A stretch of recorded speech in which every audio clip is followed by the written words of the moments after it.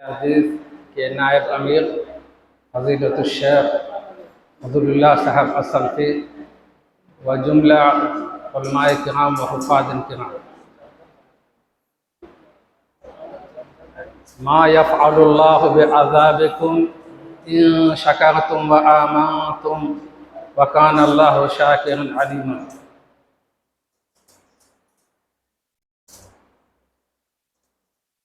अज़ीज़ बच्चों, आप लोग बहुत ही खुशनसीब लोग हैं।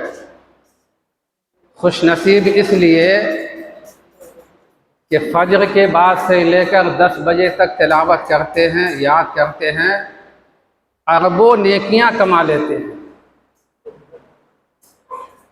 अरबों नेकियां कमा लेते हैं इसलिए कि एक लफ्ज़ पे जब 30 नेकियां मिलती है तो फ़ज्र की नमाज के बाद से लेकर इशा की नमाज के बाद 10 बजे रात तक याद करते हैं, अरबों नेकियां कमा लेते हैं।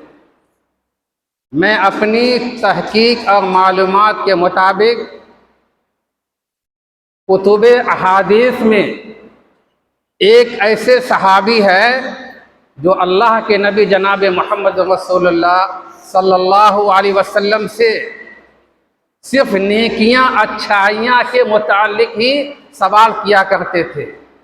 अब वो सहाबी कहते हैं कि अल्लाह के ज़माने में जितने भी सहाबी मौजूद थे वो सिर्फ़ और सिर्फ नेकियां अच्छाइयाँ अमल साले के मुतालिक ही अल्लाह के नबी सल्लल्लाहु अलैहि वसल्लम से सवाल किया करते थे। लेकिन मैं एक ऐसा सहाबी उस वक्त मौजूद था जो अल्लाह के नबी जनाब मोहम्मद रसूलुल्लाह सल्लल्लाहु अलैहि वसल्लम से सिर्फ बुराइयाँ सय्यात के मुतालिक ही मैं सवाल करता था, इस नीयत से, इस वजह से कि कहीं वो बुराइयाँ, वो खराबियाँ मुझ में ना पाई जाए।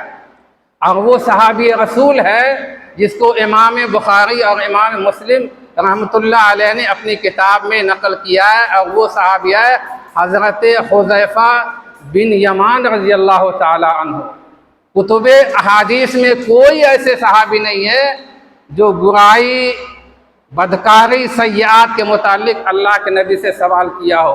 सिर्फ एक यही सहाबी है जो कहते हैं कि मुझको इतना डर था, इतना खौफ रहता था कि मैं अच्छाई को नहीं, बुराई के मुतालिक अल्लाह के नबी से मैं सवाल करता था। अजीज़ बच्चों, आप तमाम लोगों को यहाँ भी वही बातें सिखलाई जाती हैं। खराबियाँ, सय्यात से बचिए, इन तमाम बुराइयों से बचेंगे, अच्छे अच्छे अमाल करेंगे। जैसा कि अभी कहा गया है, नमाज, रोज़ा, तिलावत, अज़कार, ये सब करते रहेंगे तो ये पांचों असातिज़ा आपको क्यों जो है तकलीफ़ देंगे। आप अपनी मेहनत में लगे रहेंगे, आपके लिए जो औकात है याद करने का, असबाक याद करने का, आप उसमें अपना दिल लगाकर याद करेंगे, अपने वक्त को इस्तेमाल करेंगे, तो ये पांचों स्टाफ और मुंतज़िमीन को क्या ज़रूरत है, क्या ज़रूरत होगी कि आपको सताएं, समझाएं। आप खुद ब खुद जो है उस काम को कर रहे हैं। ऐसे ही अल्लाह रब्बुल आलमीन अपने बंदों को अज़ाब देकर क्या जो है अल्लाह रब्बुल आलमीन को फ़ायदा मिलेगा। अगर हम लोग अल्लाह रब्बुल आलमीन का शुक्र अदा करेंगे तो कहने का मतलब ये है, तमाम नौयत की बात आप लोगों के सामने आ गई है। अरबों खरबों नेकियां कमानी है और कमा रहे हैं तो मेहनत करें, मुशक्क़त करें। जब आप मेहनत करेंगे तो आपको उसका बदला अल्लाह ताला देगा ही। और आखिर में मैं ये बात कह के अपनी बात को मैं ख़त्म करता हूँ कि आज 20 जुलाई है, आज जुलाई का 20वां महीने 20 तारीख है, और आज के दिन मेरा जहाज़ का फ्लाइट था, आज मेरा टिकट था।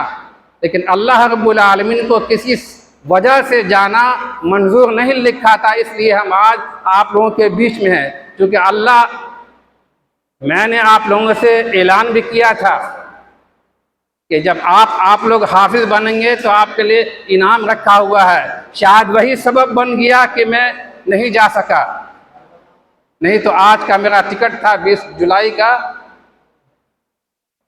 और शायद वो इनाम के लिए अल्लाह ताला ने आप लोगों को चुन लिया कि आप लोगों को इनाम लेना है और हमको इनाम देना है। तो इसलिए मेरे भाइयों, अजीज़ बच्चों, आप मेहनत करें और इंशाअल्लाह हम हिंदुस्तान की सरजमीन के किसी भी गोशे में हम रहेंगे।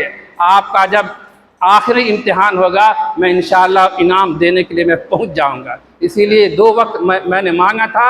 इसी बात पर मैं अपनी बात को ख़त्म करता हूं।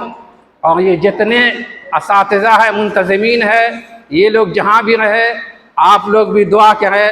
मैं भी जहाँ रहूँगा आप लोग मेरे लिए भी दुआ करेंगे, और मैं भी इंशाअल्लाह अक्सर बेशतर जामिया के लिए, मरकज़ तहफ़ीज़ कुरान के लिए, हम चूँकि दिल की बात अल्लाह जानता है, हम दुआ करते रहते हैं कि अल्लाह रब्बुल आलमीन यहाँ से इतनी तालीम हासिल करके लोग निकले कि नाम नहीं काम करे जाकर। वाखिर दावाना अनिल हम्दुलिल्लाहि रब्बिल आलमीन।